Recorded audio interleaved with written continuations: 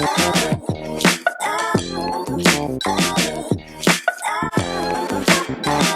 welcome back to another episode of the SocioTech podcast. Today, we are joined by my friend Saksham Jaiswal and Dr. Pawan Kumar, sir, our very own computer science faculty in LNMIT. So, today we are there are several domains of AI actually. These include machine learning, computer vision, robotics, etc.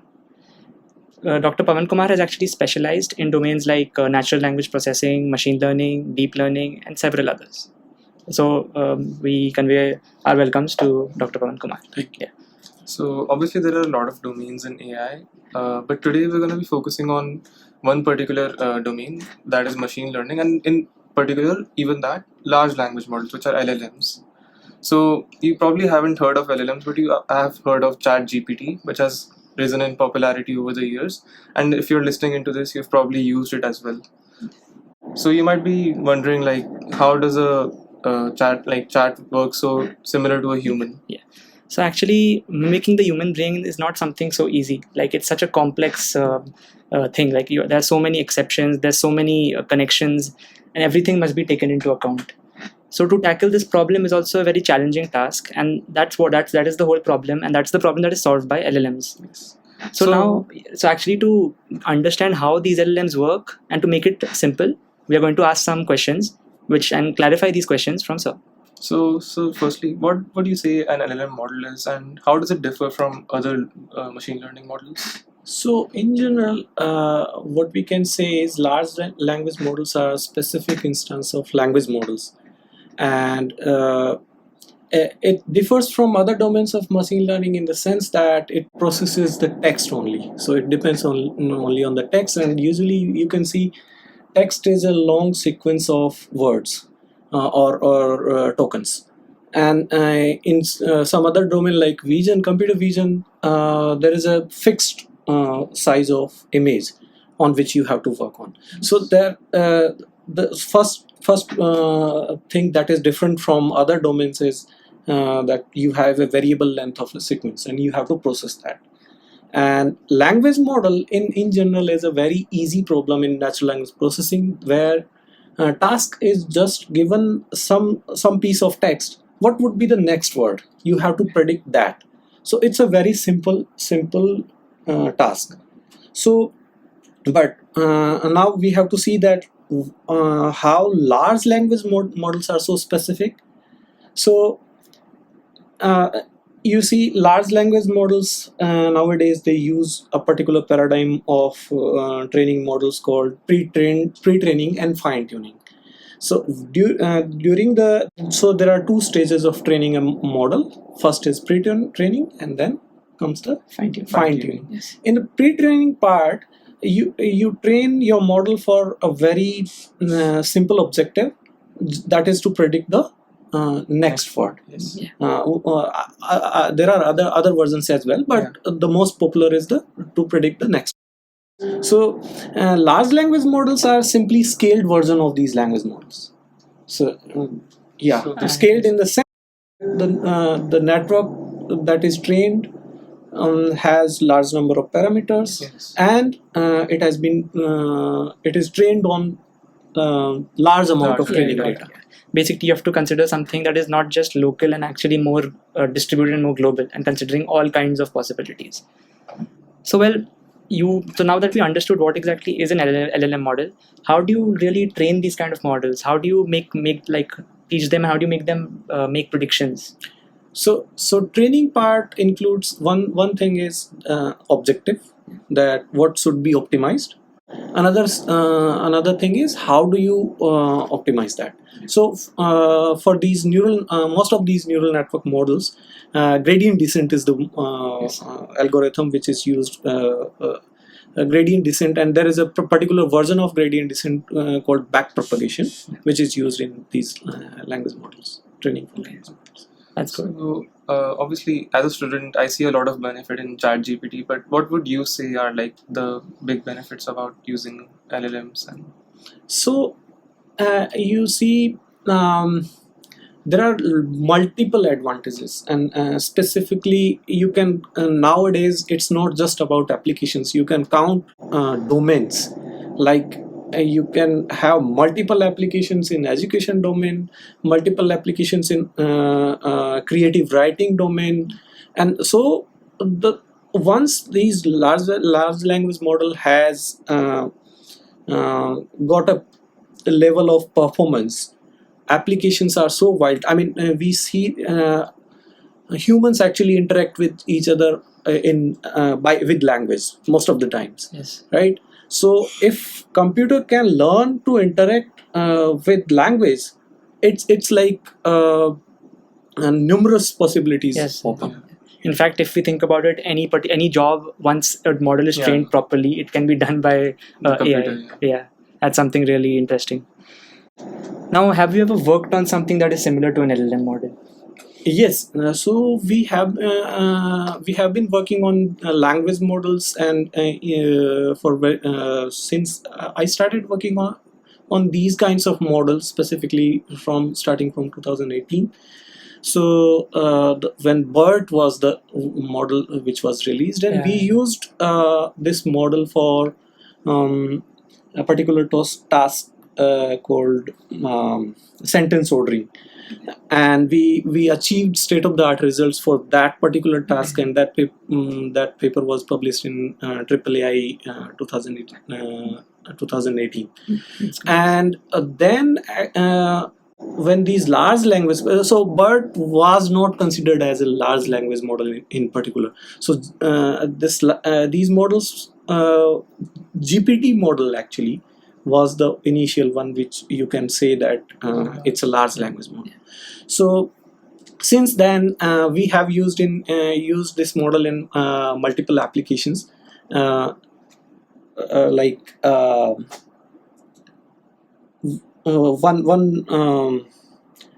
we have generated different project proposals with that. So you just have to specify which area, in which area, and what kind of problem you want to tackle. Just specify a sentence and it gives you a complete description. You want to prepare a presentation, you should have the higher level idea that what are the subtopics. You just specify one topic at a time and it will give you the entire slide to you.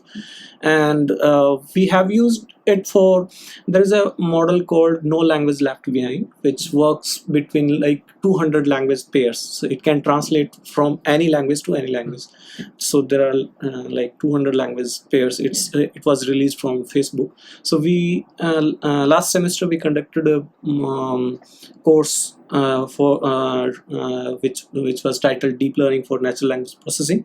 In that project, there were multiple projects which used these no language left behind model to generate the data which were in terms used for training these models.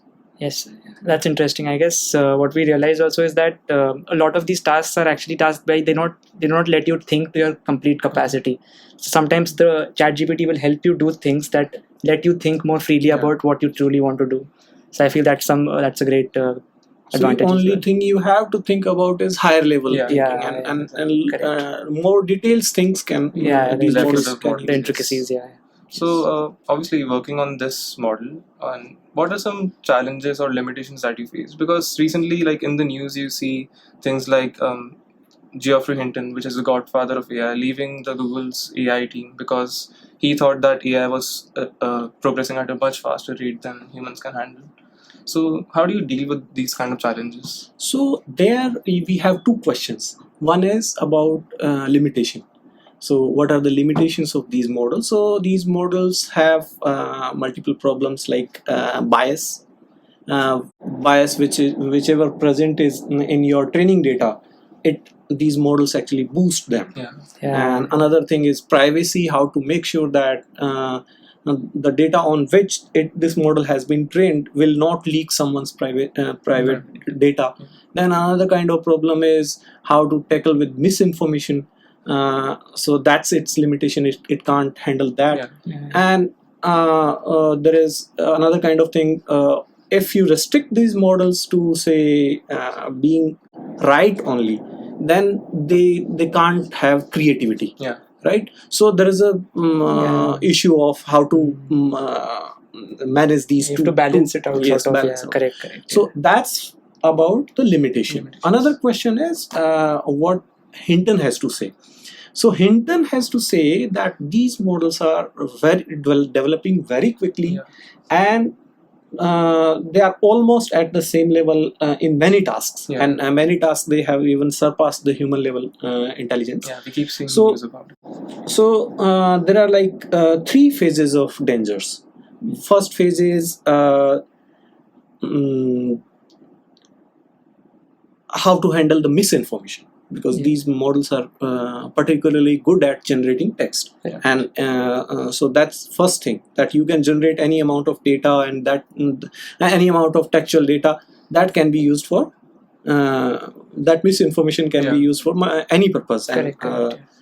So another next level of problem is that of jobs, that you can we can see that can happen in next 2 to 5 years, that it will significantly affect what do we I mean what these models can do.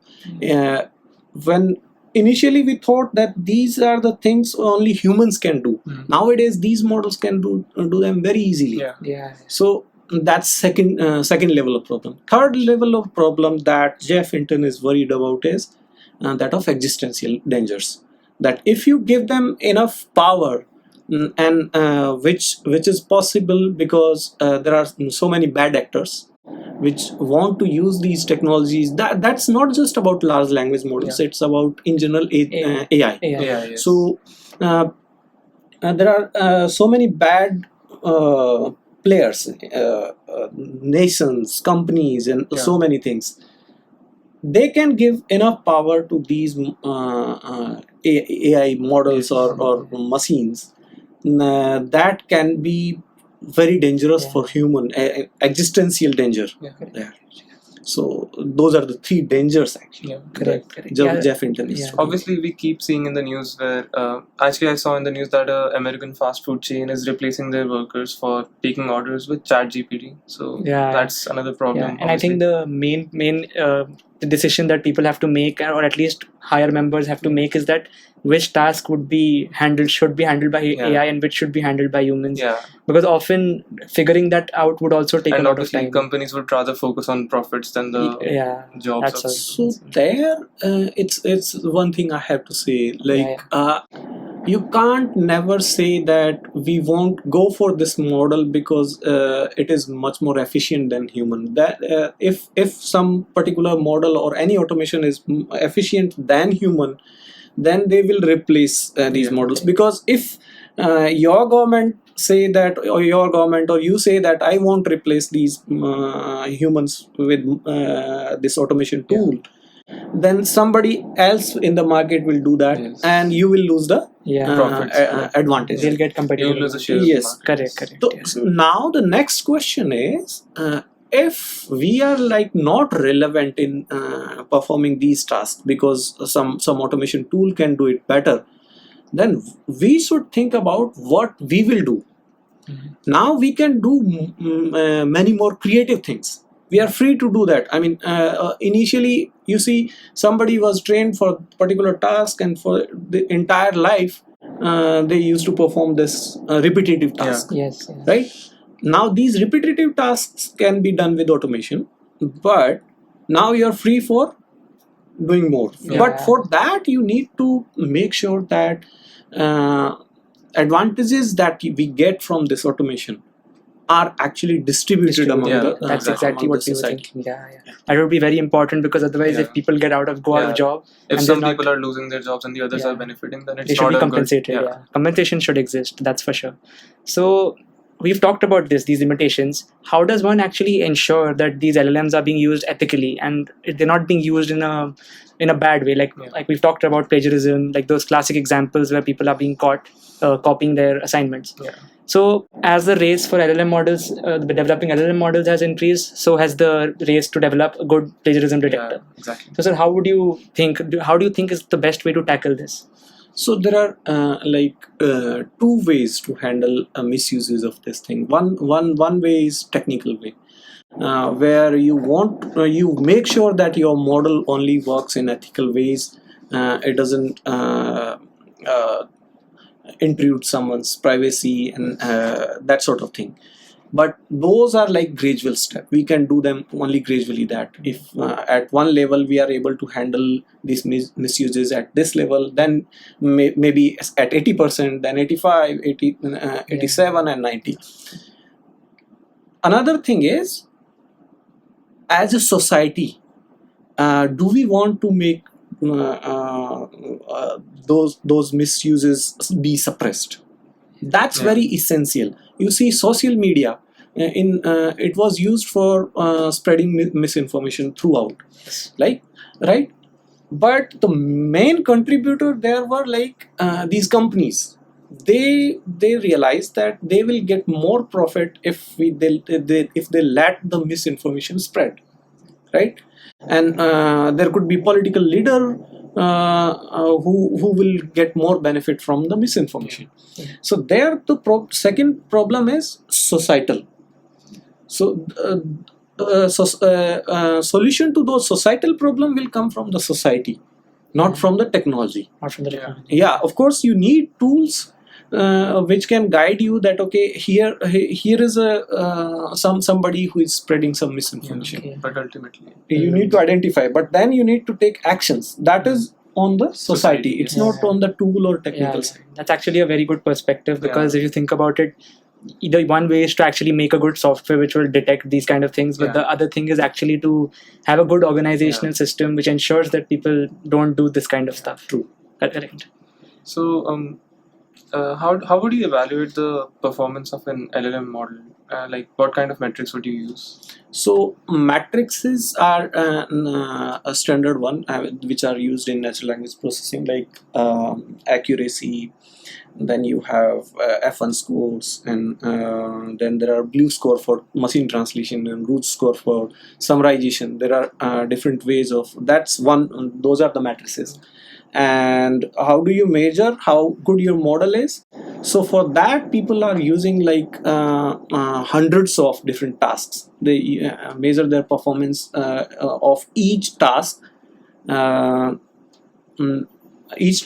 they then take an average. That's one kind of indication. So there are like multiple ways people are handling measuring the accuracies. One is like zero shot capabilities, that this model has never seen that task, how good it how well it performs on that task. Then there are some few shot tasks where you provide some examples. So for example, this sentence is a translation of this sentence is a translation of, provide two examples in the prompt, and then ask the model to translate the next sentence. Okay. So that's few sort thing. Yeah. And there is another task, how well it performs on supervised task, where you have a series of different examples, and you train further fine tune on those examples. Correct. Yeah. And then measure the performance. Yeah. So there are various possible ways to actually measure this. And especially there are so many kinds of problems that are being tackled by ChatGPT and these LLM models that you can't use one standardized measurement. It has to be different aspects of it. And it is evolving continuously. People are they are adding daily or whatever. I mean, regularly they are adding new tasks and see how well it performs. Yes. So as a professor, how has your experience been with students actually using this to do assignments? So as of now, I haven't seen any instances, but sure, people will definitely use it in coming time.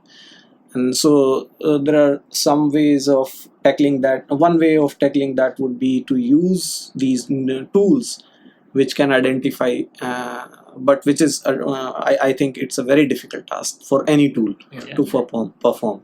Another way could be like, you, while creating your assignment, you just can check whether ChatGPT can solve that assignment or not. If it can't, then give it to students. So that's like a trick we have to evolve. So how would you see like these language models like ChatGPT evolving in the future and improving in the future, like the changes?